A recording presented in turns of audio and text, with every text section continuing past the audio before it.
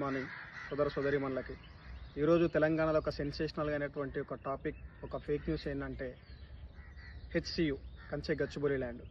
ఆ రోజు ఇందిరాగాంధీ గారి పీరియడ్లో ఉన్నప్పుడు 2300 ఎకరాలు ఏదైతే ఉన్నదో అదే ల్యాండ్ని హెచ్సియు డెవలప్మెంట్ కోసం, ఇతరితర ల్యాండ్ డెవలప్మెంట్ కోసం ఇచ్చినటువంటి ల్యాండ్ని ఆ రోజు ఇచ్చిన తర్వాత చంద్రబాబు నాయుడు గారి పీరియడ్లో ఢిల్లీరావు అనే ఒక ప్రైవేటు వ్యవస్థకి ఆయన ఇవ్వడము, తర్వాత ఆయన నియమాలు తప్పడంతో తర్వాత రాజశేఖర్ రెడ్డి గారు వచ్చినప్పుడు దాన్ని కూడా హైకోర్టులో వేసిన తర్వాత కూడా అప్పటికది పెండింగ్లో పడితే టీఆర్ఎస్ గవర్నమెంట్ వచ్చినప్పుడు కూడా పట్టించుకోకపోవడము మన దౌర్భాగ్యమైన పరిస్థితి ఇవాళ ఇక్కడి వరకు తీసుకొని వచ్చింది.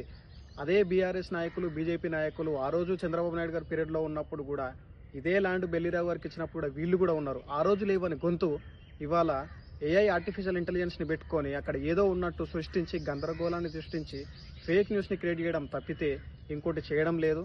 అది ఇప్పటి వరకు కూడా గవర్నమెంట్కి సంబంధించిన ల్యాండ్ అని చెప్పేసి కూడా మనకు ఇన్ఫర్మేషన్ వచ్చినది. ఇక్కడ ప్రతి ఒక్కరు కూడా సోదరీమణులు ఎవరైతే ఉన్నారో చిన్న పెద్ద వాళ్ళందరూ కూడా ఈ యొక్క ఫేక్ న్యూస్ని స్ప్రెడ్ చేయడం ఫస్ట్ ఆపేసేయండి. ఎందుకనంటే ఇది మనకు రేపటి ఫ్యూచర్ జనరేషన్కి కూడా మనకి చాలా డిస్ట్రాయ్ చేస్తుంది. కాబట్టి ఫేక్ న్యూస్ని స్ప్రెడ్ చేయకుండా కాపాడుకునే బాధ్యత మనకి ఉంది. దీనికి సంబంధించినటువంటి డీటెయిల్స్ ఆల్రెడీ హైకోర్టు కూడా ఇది ప్రభుత్వ ల్యాండ్ అని చెప్పి చెప్పింది. కాబట్టి దీనికి సంబంధించి న్యాయ వ్యవస్థ కూడా పోరాటం చేసి ఎట్లాంటి న్యూస్ తీసుకొని వస్తుంది. బీజేపీ నాయకులు కానీ, బీఆర్ఎస్ నాయకులు కానీ ఇది ఫేక్ న్యూస్ అని చెప్పేసి తెలంగాణ ఇమ్మీడియట్గా వాళ్ళకు ఉన్నటువంటి సోషల్ ప్లాట్ఫామ్లలో డిలీట్ చేయడం ఎందుకు జరిగింది? సో అది ఫేక్ న్యూస్ అని వాళ్ళకు కూడా తెలుసు. కాబట్టి సో ప్రజలందరూ కూడా, మిగతా వాళ్ళు కూడా ఇట్లాంటి ఫేక్ న్యూస్ని ఏదైతే ఉన్నదో తెలుసుకోవాలా, ఫేక్ న్యూస్ని స్ప్రెడ్ చేయొద్దు అని చెప్పేసి మనస్ఫూర్తిగా కోరుకుంటూ థ్యాంక్ యూ సో మచ్.